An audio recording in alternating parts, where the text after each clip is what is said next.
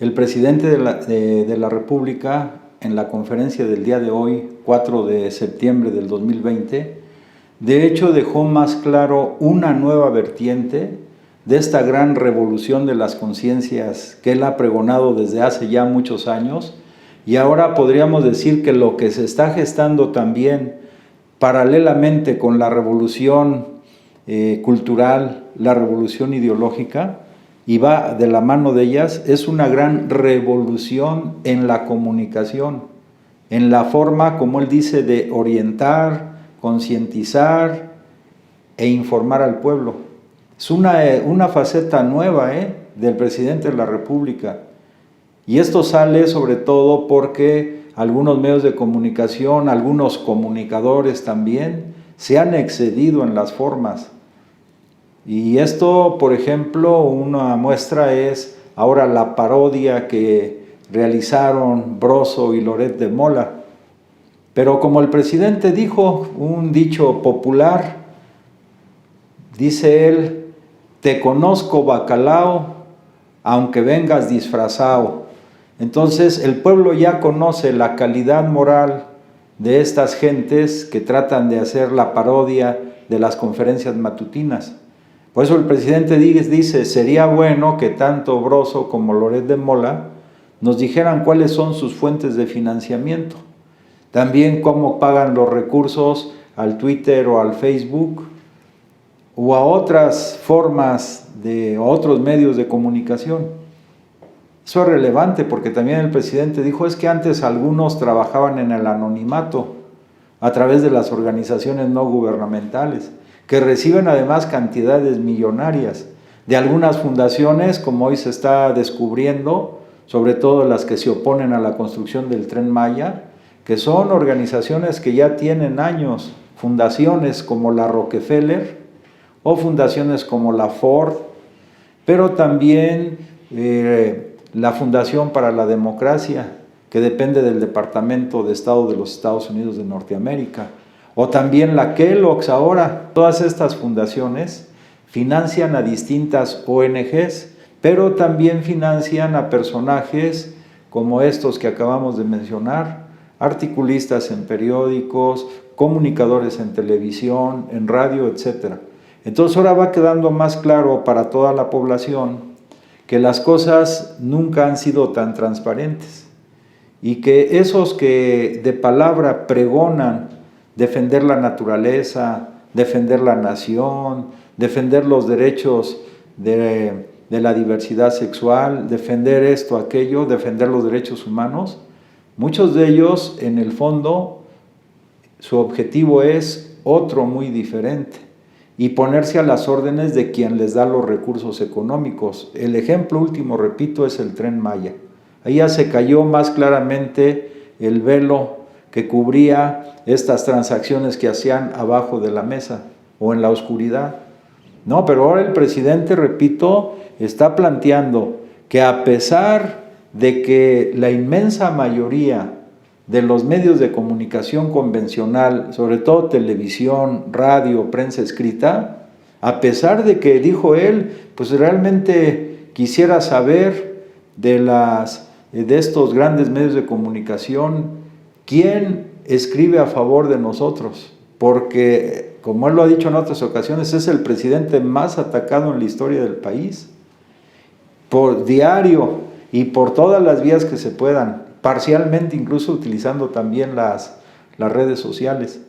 Pero repito, esta es una gran revolución, este sí es un tema de estudio y hasta de tesis de algunos sociólogos, de cómo a pesar de todo el ataque diario, sistemático, permanente, en el que se utilizan millones y millones de dólares para desprestigiar al gobierno que encabeza el presidente de la República, sigue adelante con las diversas encuestas que se hacen nacional e internacionalmente. A nivel internacional, en la encuesta que él comentó hace unos días, pues el segundo mandatario mejor evaluado del planeta es Andrés Manuel López Obrador. A pesar de esa cadena permanente, esa catarata de ataques diariamente. Pero digo que es para reflexionar, porque aquí lo que observamos del presidente, en primer lugar, es su congruencia. O sea, lo que dice, hace, teoría y práctica, no engaña a la gente. En segundo lugar, esa actitud le ha ganado una gran autoridad moral. Ni con los enemigos se ensaña como otros lo hubieran hecho, porque su lema y su principio es: mi fuerte no es la venganza, es la justicia. O sea, son principios básicos y elementales que todos entendemos, pero que en el periodo neoliberal se hizo mofa de ellos, casi que trataron de desaparecerlos, y todo se convirtió en mercancía, las ideas, el comportamiento de las personas, etc. Pero aquí es otra cosa muy diferente. Por eso, aunque inviertan millones de dólares en tratar de desprestigiar al presidente de la República, no lo van a lograr. ¿Por qué? Porque, insisto, lo que dice, lo hace. No se queda en vanas palabras o en vanos promesas. Ahora que dio su segundo informe, pues de los 100 puntos que se comprometió con el pueblo de México en diciembre del 2018, lleva 95 completos o en proceso de cumplir. O sea, eso es lo que lo hace fuerte. Y además el lema con que él gobierna: no mentir, no robar y no traicionar. Pero las gentes que se han dedicado a atacar es que tenían privilegios en el pasado. O sea, varios de estos comentaristas, periodistas, pues tenían mansiones en otros lugares. Algunos de ellos recibían hasta $1,000,000 mensuales. Hoy dijo él que a veces solamente para conseguir una entrevista en la televisión, pues eran miles y miles de pesos. Igual que para conseguir una entrevista con los funcionarios públicos, hasta $1,000,000. O sea, era pura corrupción. Eso ya está quedando cada vez más transparente.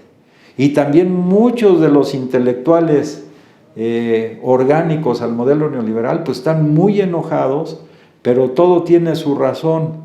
Como decía el presidente en otras ocasiones, no se trata de otra cosa más que de pesos. En el fondo, por ejemplo, el gobierno compraba pues casi todo el tiraje de la revista, por ejemplo, Letras Libres, que dirige Enrique Krauss. Entonces eso ya se suspendió. Entonces pues reaccionan, así lo dijo, es una reacción violenta, porque ya no es el Estado mexicano un instrumento a favor de estos intereses, incluso de los llamados intelectuales y del Círculo Rojo menos.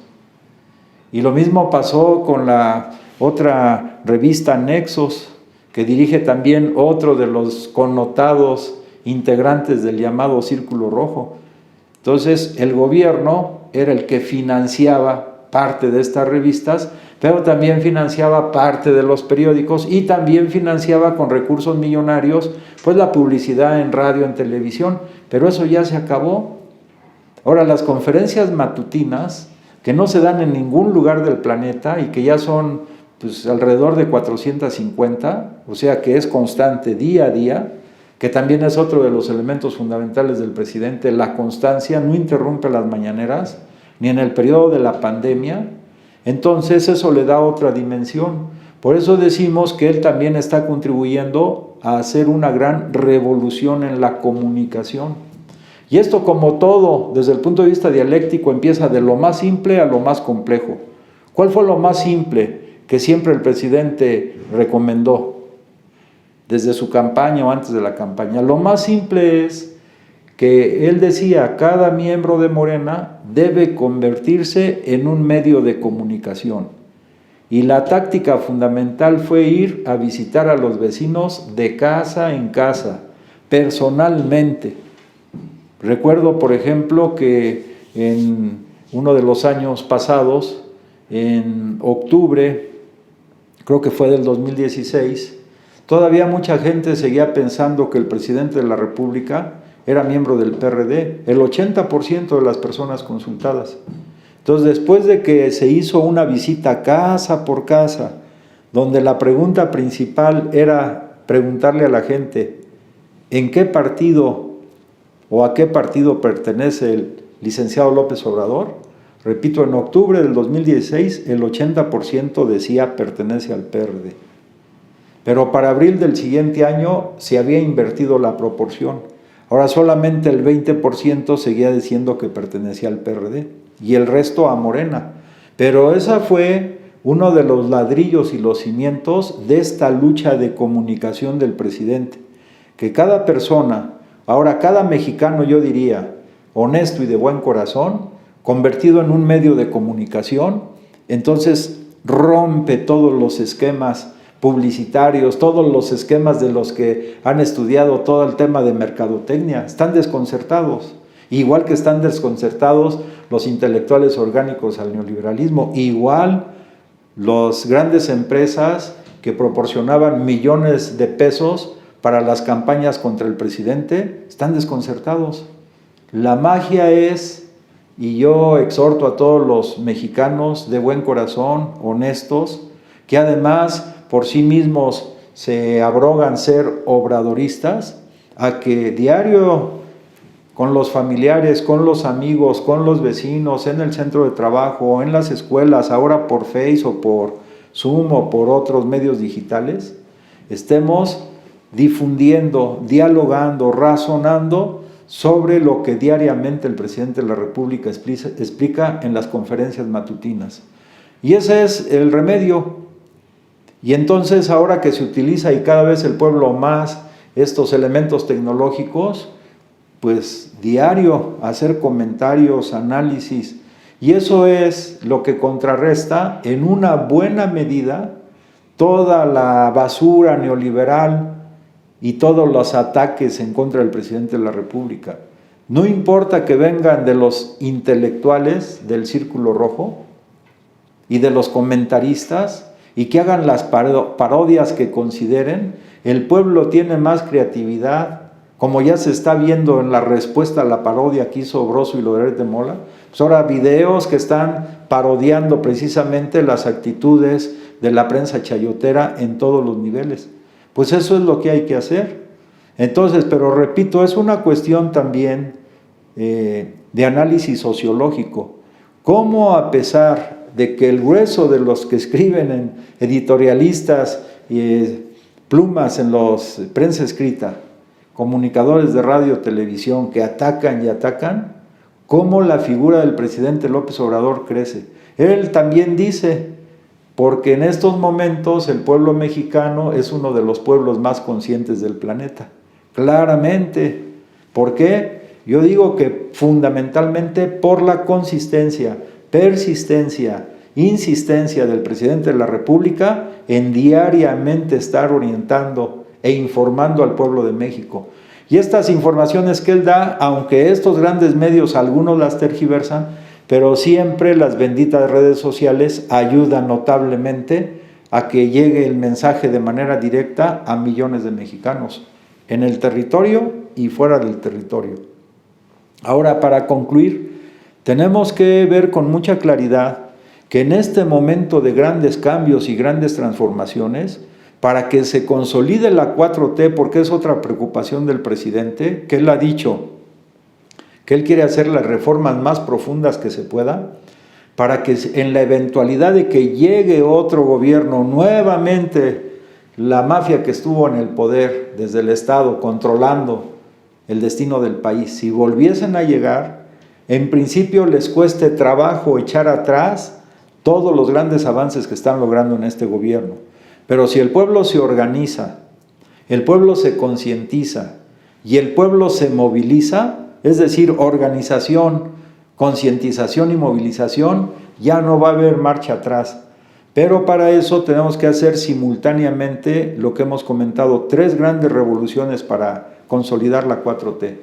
Primero, la gran revolución ideológica, que es una revolución conceptual, que es en lo que el presidente, él va a la vanguardia, a diario está dándole a los conceptos el contenido profundo que tienen y ahora sí que desneoliberalizando ese pensamiento colonizador que prendió en el cerebro, en las mentes de millones de seres humanos en el planeta. Es una lucha conceptual, pero lo más profundo, repito, es la lucha ideológica, de que una de sus expresiones es la lucha conceptual.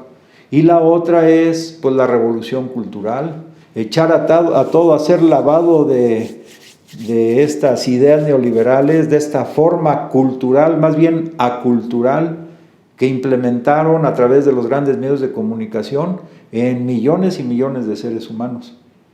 Y para complementar esto, pues el tema central también es la cuestión económica. Y la cuestión económica hay que repetirlo. También aquí se está revolucionando las cosas. Y está el presidente haciendo cosas que no esperaban los organismos financieros internacionales, sobre todo el hecho de que países europeos, Estados Unidos, etcétera, se endeudaron para salir de la crisis y entonces su deuda se multiplicó y aquí no se ha pedido absolutamente créditos que incrementen la deuda de nuestro país y se ha mantenido el presidente. Es una visión totalmente opuesta a toda la política neoliberal. Y están sorprendidos doctores en economía, maestros en economía, expertos en finanzas, de que el presidente, sin pedir deuda, vamos saliendo adelante. O sea, lo que está haciendo el presidente de la República es una gran transformación en todos los órdenes de la vida. Repito, lo esencial es lo ideológico, lo cultural, pero también lo técnico-científico y hasta en la cuestión de la vida cotidiana. Es decir, el sentido común, que ya va cambiando la mentalidad. Entonces, cambiar la mentalidad de un pueblo, que además es uno de los objetivos centrales del presidente, que a estas alturas ya todos debemos entender que es el objetivo central.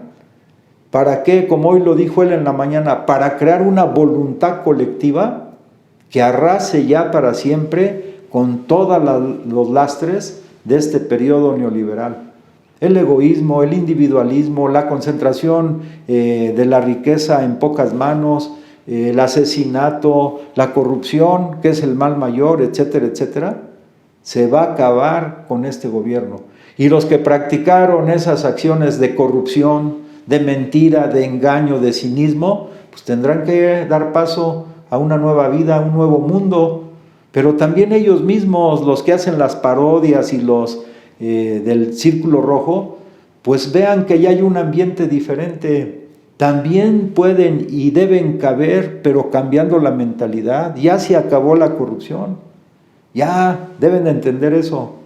Y yo espero que algunos lo entiendan.